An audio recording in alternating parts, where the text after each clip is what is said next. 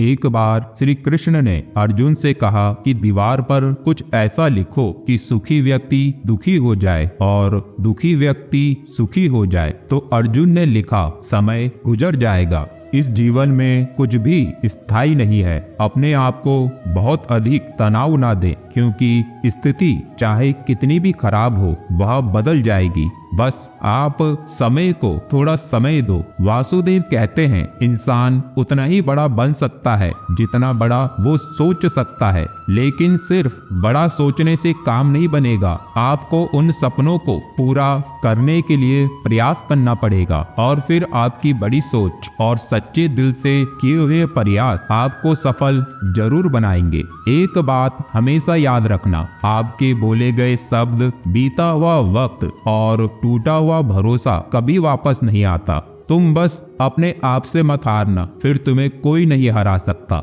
जहां आपकी कोई कीमत नहीं है वहां पर रुकना अनुचित है, चाहे वो किसी का घर हो या किसी का दिल।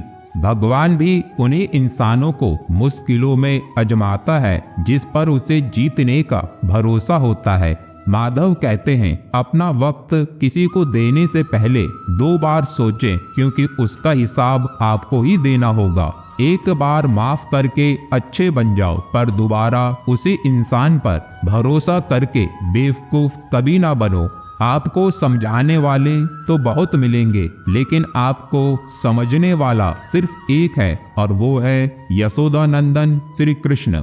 दुख भोगने वाला आगे चलकर सुखी हो सकता है, मगर दुख देने वाला कभी सुखी नहीं हो सकता। भगवद गीता कोई साधारण किताब नहीं है, स्वयं भगवान श्री कृष्ण हैं। और जब आप गीता पढ़ रहे होते हैं तो आप श्री कृष्ण से बात कर रहे होते हैं। अगर आपके कुछ बड़े सपने हैं तो उनको पूरा करने के लिए अपनी काबिलियत को बढ़ाओ, क्योंकि जिंदगी आपको वो नहीं देगी जो तुम्हें चाहिए। जिंदगी आपको वो देगी जिसके तुम काबिल हो। जिंदगी में पहचान बनाना अच्छी बात है, लेकिन याद रहे, हमें कितने लोग पहचानते हैं ये मायने नहीं रखता, बल्कि किस वजह से पहचानते हैं ये ज्यादा मायने रखता है।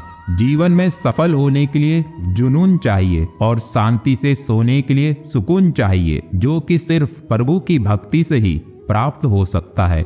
दर्पण झूठ नहीं बोलने देता, ज्ञान भयभीत नहीं होने देता, सत्य कमजोर नहीं पड़ सकता, प्रेम ईर्ष्या नहीं होने देता, विश्वास दुखी नहीं होने देता और कर्म असफल नहीं होने देता।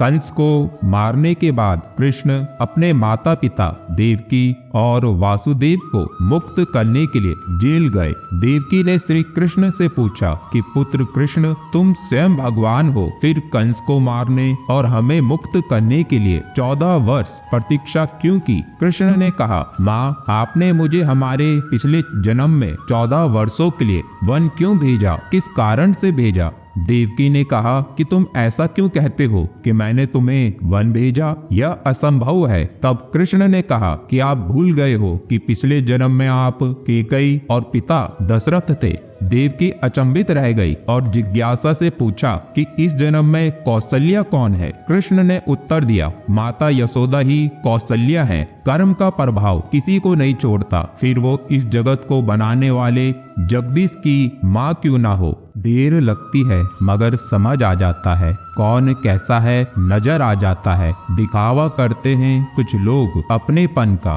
वक्त आने पर सब समझ आ जाता है। तो मिलते हैं अगले वीडियो में। जय श्री कृष्ण दोस्तों।